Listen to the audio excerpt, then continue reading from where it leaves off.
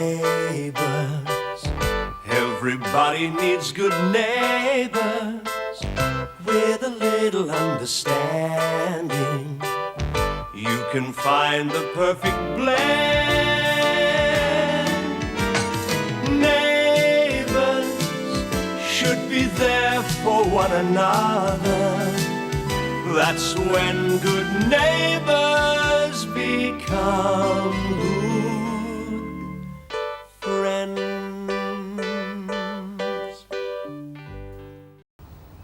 What's wrong with it? Oh, hell's gonna break loose. That's what's wrong with it. Yeah, well, it's supposed to. These articles are going to make me a household name. Yeah, they sure will, and I wouldn't like to be called it. Scott, you're gonna hurt people. I haven't used their real names. You've used everything else. So? Nobody's going to guess. You don't understand. Scott, I do. But this is no way to impress your father. What do you mean? Well, that's what you're trying to do.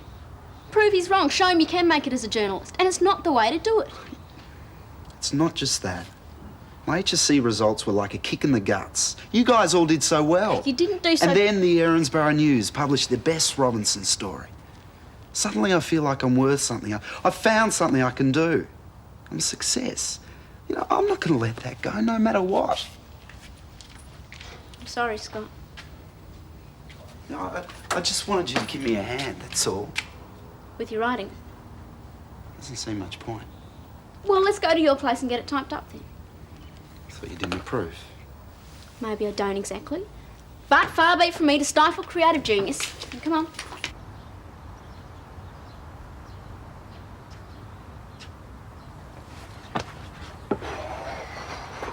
Hey, look who it is, just dropped in to see it's how... the law of gravity. Does the same thing to apples. Huh? You right? If I was any better, I'd be breaking Olympic records, which is what you look like you've been trying to do. Yeah, I just went for a run. Hey, here, Jane's moved back home. Yeah, she has. I told her to. Was that smart? I mean, are you all right here by yourself? You're joking. It is such a relief. I haven't had the house to myself for ages, and boy, do I love it. I can do anything I like, day or night, and I'll never run out of toothpaste ever again. Sounds great. My idea of complete bliss. Hey, listen, mate, do you want to go down to the pub?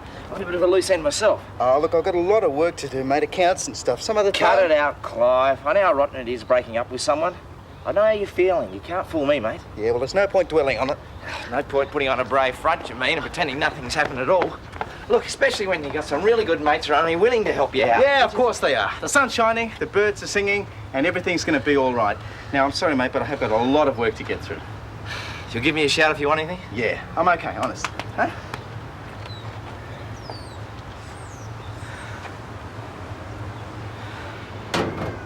Right. Oh, Jim, I'm just going over to the Ramsays. What for? An emergency meeting. Charlene, your mother said to tell you that the lunch was ruined and not to hurry home. It was in the oven. I forgot all about it. Gwen, what kind of emergency meeting? Never you mind. No one ever tells me anything. Hey, that's not how you spell jilted. No. And why'd you spell it that way? It's a typo. Now, come on, just go away, please. Lucy, come on. No. I was only trying to read Yeah, it. well, don't. I'm trying to work. You let Charlene read it? She doesn't read out loud. Well, I think it's stupid anyway. Oh, come on, just rack off, please. I will, and I'm going to Don't. write my own story all about horrible big brothers. What are you writing about? Horrible little sisters. And who's been jilted? You can read all about it in the paper, Dad. Under the byline by Scott Robinson. I'm very proud of what you've done, Scott. You know that, but... But what? Just because they published the first one doesn't mean they're going to publish every article you submit. And Mr. Cutler himself said to you, you have a lot to learn about being a journalist. I'll publish this one, won't they, Charlene? No two ways about it. I don't want to be a wet blanket, but... But. It is always but. Scott, you need special training. No one would try to be a doctor or an engineer without training. It's the same with journalism. I ran into your ex-form master this morning. He said that there'd be no problem with you repeating the final year. Who said I wanted to go back? It's the only way, Dad, Scott. you agreed that I didn't have to go back. I know, but listen to me. No, you listen to me for a change. I don't want to go back to school, and you can't make me. Scott, for heaven's sake. I've told you 1,000 times. I don't. Oh, I don't know. I just can't seem to get through to him these days. He's just touchy, that's all, about failing last year. Well, I hate to say it, but maybe it would have been better if the Bess Robinson story had never been published. Might have saved you some fireworks. Now, what's all this about? Well, Shane went over to see Clive, and apparently he's really down. I've never seen him like this before. I've got to do something to help the old bloke out. Yes, but what? Well, I wish I knew. He doesn't want to talk to anyone. He doesn't want to see anyone. All he wants to do is be by himself. Doesn't sound like Clive. Yeah, well, only imagine I fresh out of ideas. I thought you might be able to come up with something. Oh, well, Paul's been in the doldrums ever since Susan left, too. Nothing I've said has had any effect on him.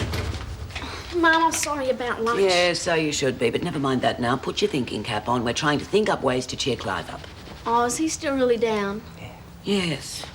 Well, have you got any suggestions?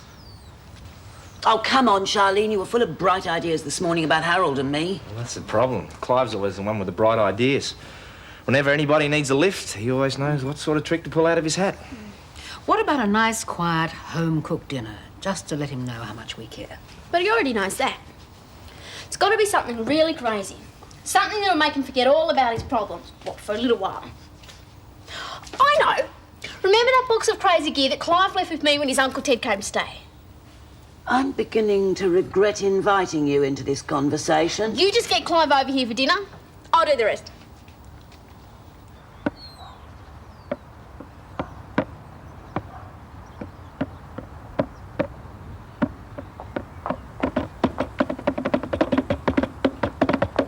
Oh, Madge, you music lover, you want my autograph, right? No, I just came to check if you were all right. Of course I'm all right. I was just having a jam session. Boy, it's good to have this place to myself. No babies, no nothing. I can really let go. Didn't sound much like a jam session to me. What about if I said it was Beethoven's concerto for two fingers and a bongo? Really, Clive, you don't have to pretend with me. Now, come on, tell me honestly. How are you? I get a bit lonely sometimes, now that there are no nappies to change. Why don't you come over and have dinner with us? Any nappies need changing at your place? Oh, Clive. Look, thanks very much for the offer. I'd love to, but I've just got so much to do. Like sitting and brooding? No, other things, exciting things. Like what? Cutting my toenails. I'm not going to take no for an answer. I'm not very good company at the moment. What does that matter? For goodness sake, it's just a quiet dinner with friends. I don't know. I'd planned for an early night. Well, you don't have to stay late. You can leave any time you like. All right. Is that a yes? Yes, I'll come. Good. I'll bring some photos of Sam as well. I've just come back from the developers. I'll go and get them for you. You'll love them. Scott, what's another word for horrible? Lucy, just rack off. I don't want to read your stupid story. I'm writing my own. All about a beautiful princess who gets locked away in a tower by her horrible brother. No need to ask where you get your inspiration from. The only problem is I've written horrible 4 times on this page already. Roger Thesaurus. Are you writing about dinosaurs? Lucy, it's a dictionary. Well, sort of. Look, why don't you take this into your room and look up horrible? It'll give you heaps of other words that you can use instead, okay?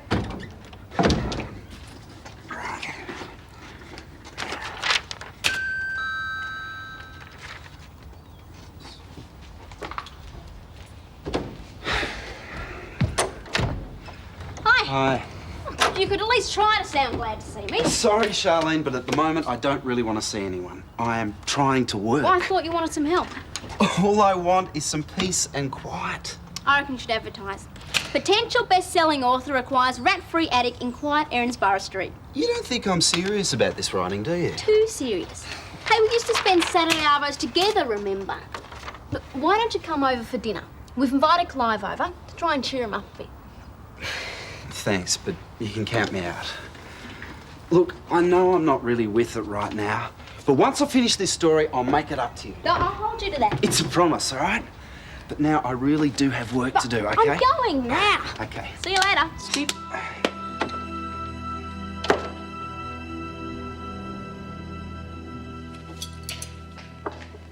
Oh, Mum, that looks great. Well, if all this trouble doesn't convince Clive we care about him, then I don't think he'll ever get the message. Where's the champagne? Shane's just gone to Lassiter's to pick it up. After that, I think I'll get him to go over and get Clive before he changes his mind about coming to dinner. Good idea. I think we should get into our gear now. Charlene, I've been thinking... Well, don't chicken out now, Mum. Clive needs us. Yes, but I've already spent most of my Saturday cooking his favourite French food. Surely I can leave the entertainment to you and Shane. It won't work unless we're all in it together. But I feel silly. I'll put a damper on the whole evening. No, you won't.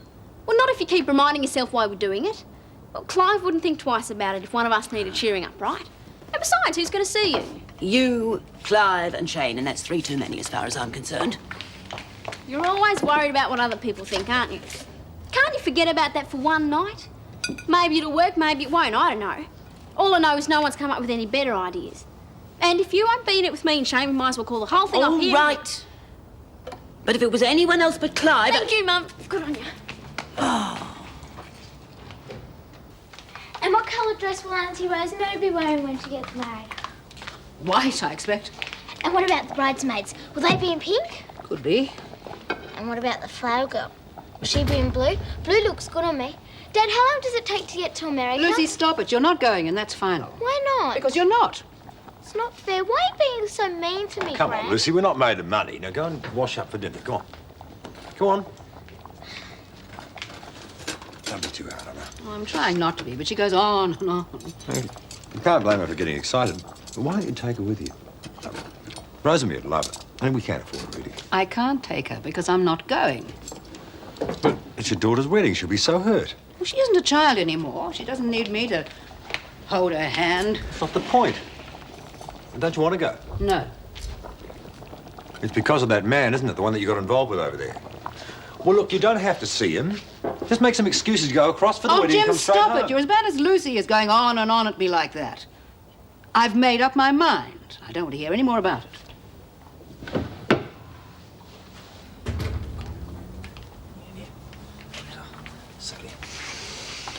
Smells great, doesn't it? Just can't wait to put the hole in. Great. Come on, let's dig in. What about Madge and Charlene?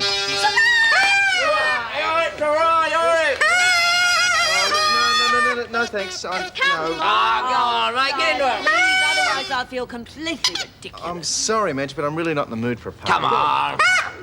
Wait till you hear what's on the menu. That'll get you in a good Oh, mood. yes. Well, there's chicken with almonds and prunes, there's a green salad, and there's an egg and chutney salad. My favourites. And wait till you hear what there is for dessert. Come on. There is a French gâteau. Down. That's great. That's really great. All right, Clive, you come and sit down while I dish up. Surprise. Stop it. Have we got a moment before we start? Yes, we better be quick. It's those photos I was telling you about. Look, there's Sam eating a rusk in the backyard.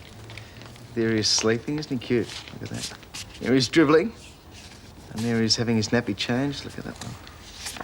There he is dribbling again. Oh, he's not dribbling in that one. It's a good one. Oh, I do miss him. Look at that one.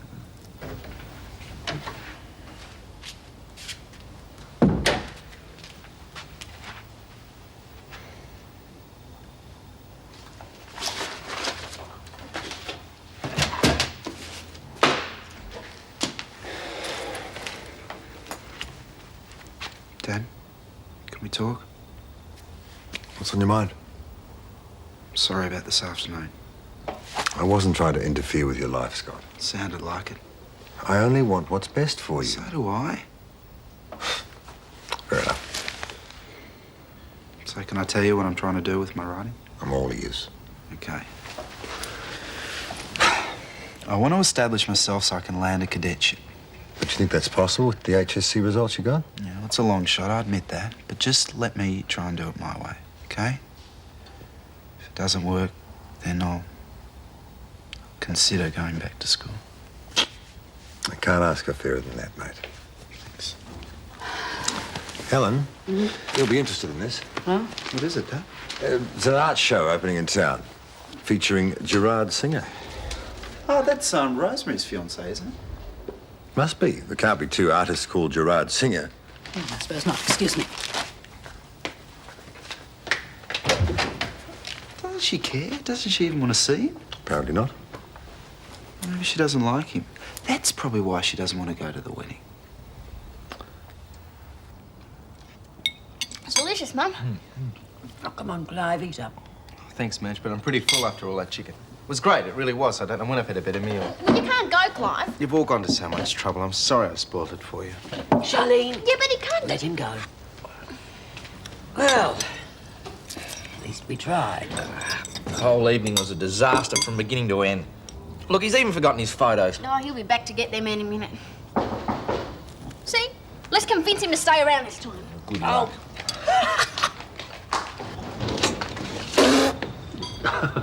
Sorry, I thought you were someone else. No, I'm sorry. I must have the wrong house. I'm looking for Mrs. Mitchell. You're not Harold Bishop. Oh, yes, as a matter of fact, Come in! Mum, there's a visitor for you! Oh. Madge? Harold?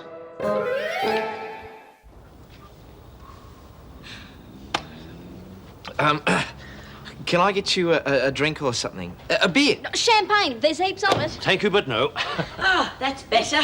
You must have wondered what you'd walked into, seeing us dressed up like lunatics. Well, it did look a little odd. Well, I never would have let Charlene talk me into it if I'd known you were coming. But Charlene was... no, well, it really would have made it a lot easier if you'd phoned, you know. Charlene invited me.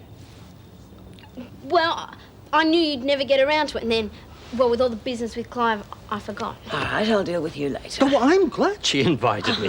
It's nice to get some appreciation around. And it is just the sort of thing you do, Madge. Oh, did she? I did not. Should have recognised you straight away. Although it has been 20 years, eh? Well, you have changed a bit yourself, you know.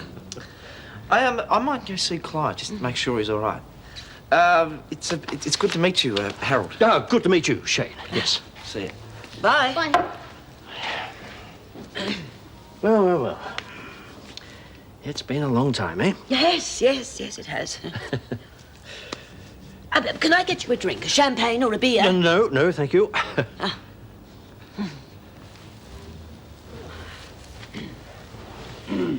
Yes, a long time, eh?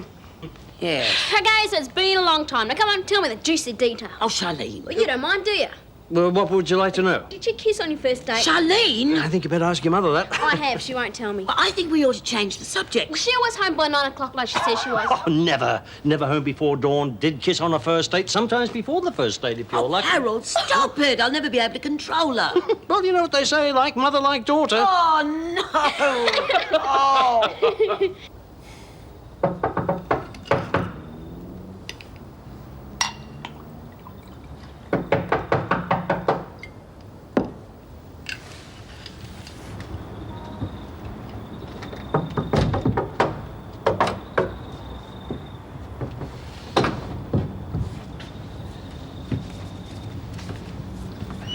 Got these. What am I going to do without her?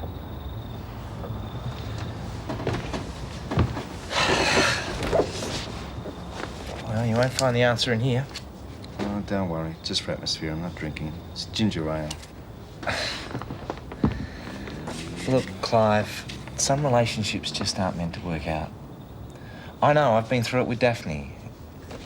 After a while, the hurt goes. What do I do in the meantime? Face the truth, I suppose. It wasn't meant to be, and it's better for it to have ended when it did. Easily said. No, it isn't. I still think about Daphne and what might have been. It didn't work out. The same goes for you and Susan. Paul would have always been in between you. Yeah, he would have made sure of that. Oh, come on, mate. He's upset too. You don't expect me to feel sorry for him. You're in the same boat. Look, maybe the pain will go away, but I'll tell you this, I will never give Paul Robinson the time of day as long as I live. Only trying to help. Oh, shut up and join me in some ginger ale. Cheers. Cheers. Helen? I'd like to talk. Oh, not now, Jim. I'm very tired. All I want is a cup of tea before I go to bed. What is the problem? Nothing. We've always been able to talk about what's wrong in the past. I've appreciated that, too. Well, then what is it? What's wrong? Well, I may have been short-tempered about what happened with Ralph Drew. All right. Well, if you won't tell me what's wrong, I'll tell you. Oh, Jim, stop this nonsense. It's him, isn't it?